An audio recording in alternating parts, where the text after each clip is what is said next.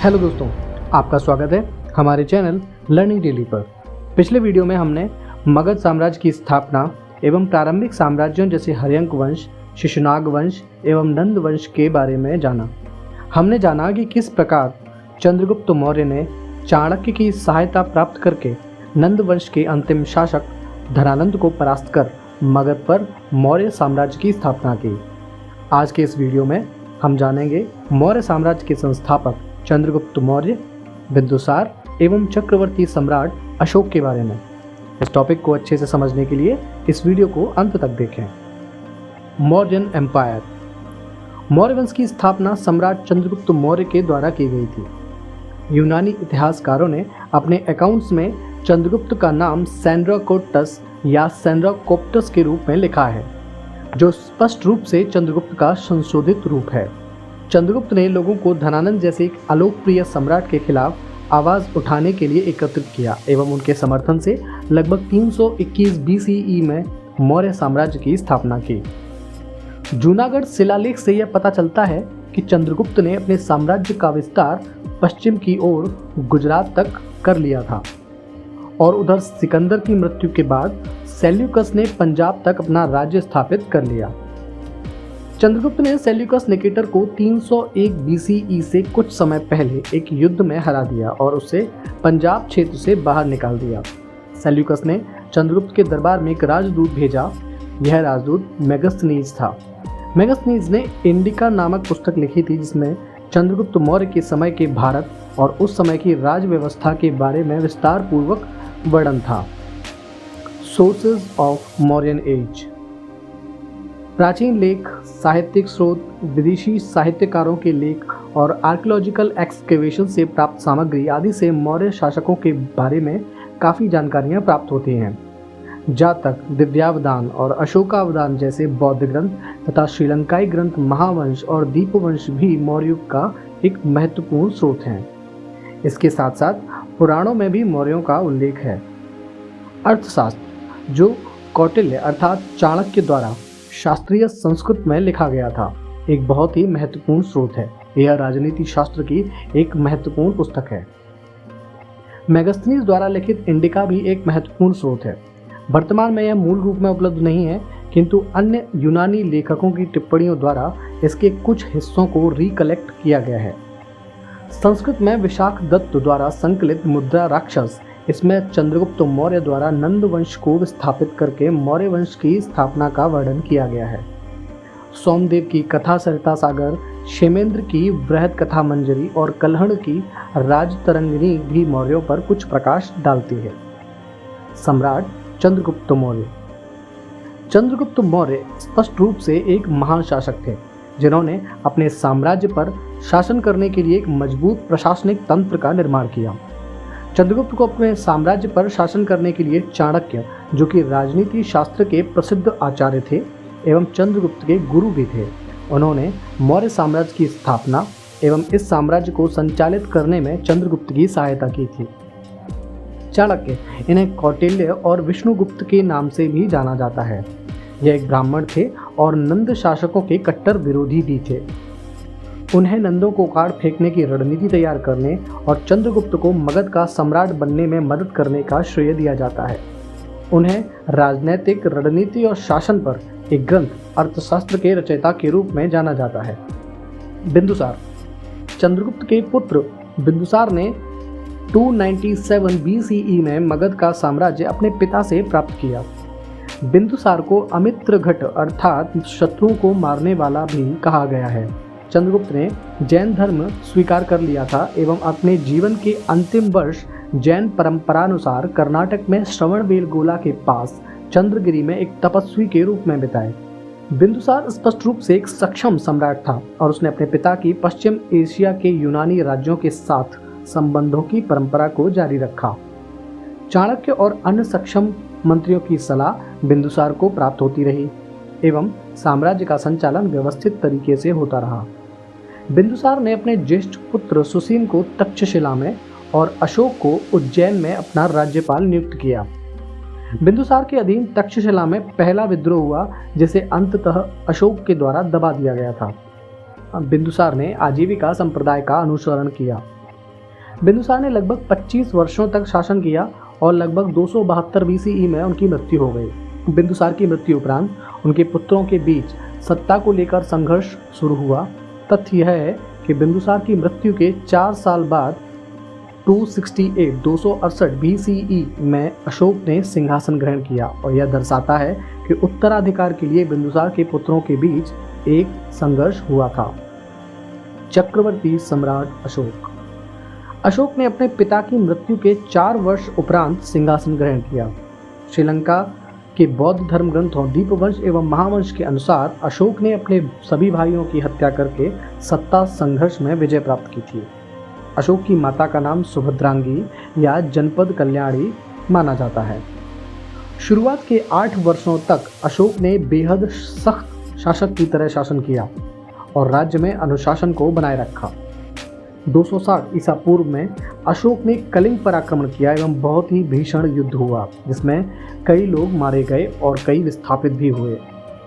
कलिंग युद्ध में हुए नरसंहार को देखकर अशोक का मन बहुत दुखी हुआ और परिणाम स्वरूप उसने राज्यों पर विजय प्राप्त करने के लिए लड़े जाने वाले युद्धों का परित्याग कर दिया और अपना जीवन बुद्ध के बताए मार्ग पर बिताने का निर्णय लिया। यद्यपि अशोक ने बौद्ध धर्म एवं शांति का मार्ग अपना लिया था, तथापि अपने पूरे शासनकाल में एक अनुशासन प्रिय सम्राट की तरह ही शासन किया एवं नियम कानून व्यवस्था को बनाए रखा। अशोक ने अपने सिंहासन ग्रहण करने के लगभग 20 वर्षों पश्चात बुद्ध के जन्म स्थान लुम्बिनी का दौरा किया और लुम्बिनी के पास रुबिनी देई पिलर एडिक्ट स्तंभ शिलालेख जारी किया, जिसमें उन्होंने लुम्बिनी के लोगों के लिए कर में कमी की घोषणा की, क्योंकि लुम्बिनी शाक्य मुनि का जन्म स्थान था।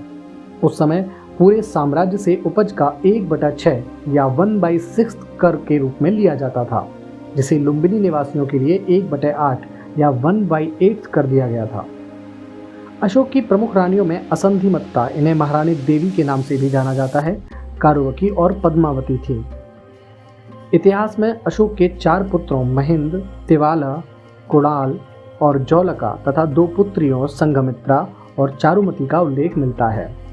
महिंद और संघमित्रा ने बौद्ध धर्म अपनाया और बौद्ध धर्म का प्रचार करने के लिए श्रीलंका चले गए। 232 ईसा पूर्व में अशोक की मृत्यु के बाद मौर्य साम्राज्य अधिक समय तक नहीं चल सका। पूरा साम्राज्य पूर्व और पश्चिम 2 भागों में विभाजित हो गया था।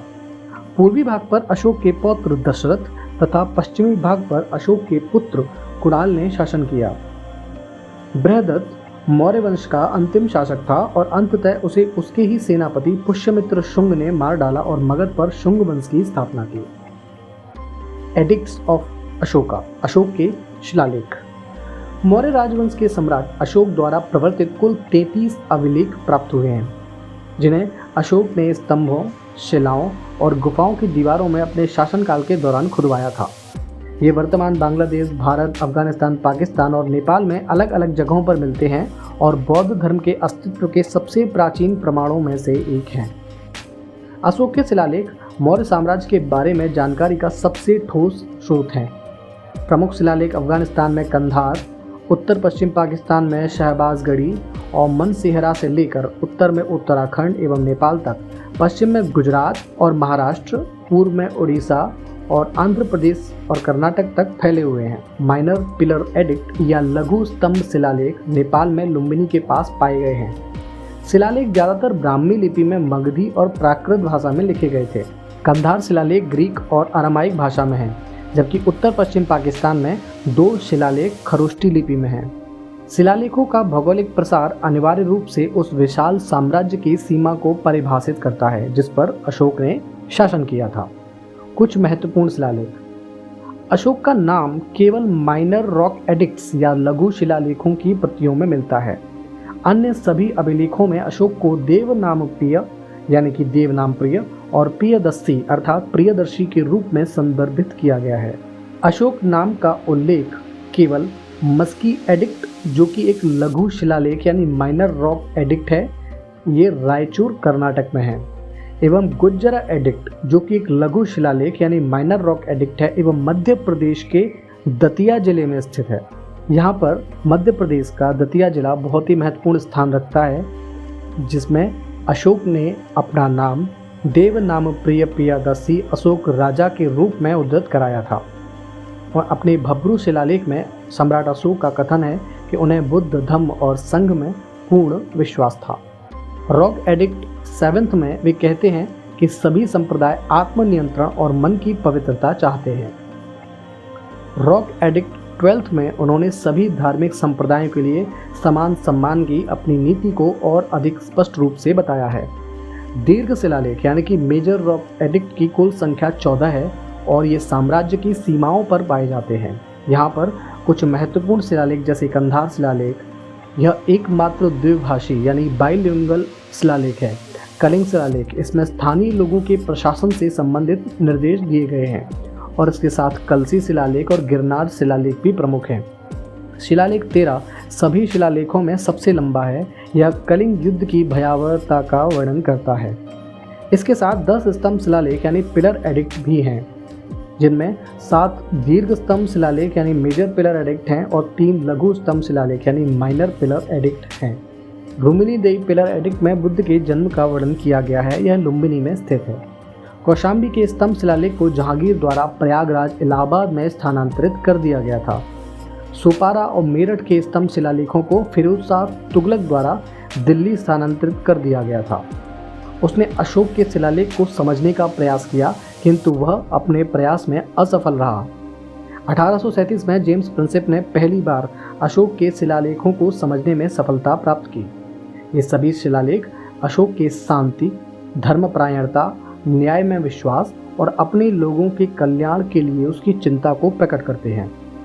हिंसा और युद्ध का त्याग, शांति की वकालत और धम्म का अनुसरण करके अशोक ने राज्य शासन कला के उस प्रचलन को नकार दिया जिसमें युद्ध और सैन्य विजय के माध्यम से साम्राज्य विस्तार पर जोर दिया जाता था। Third Buddhist council.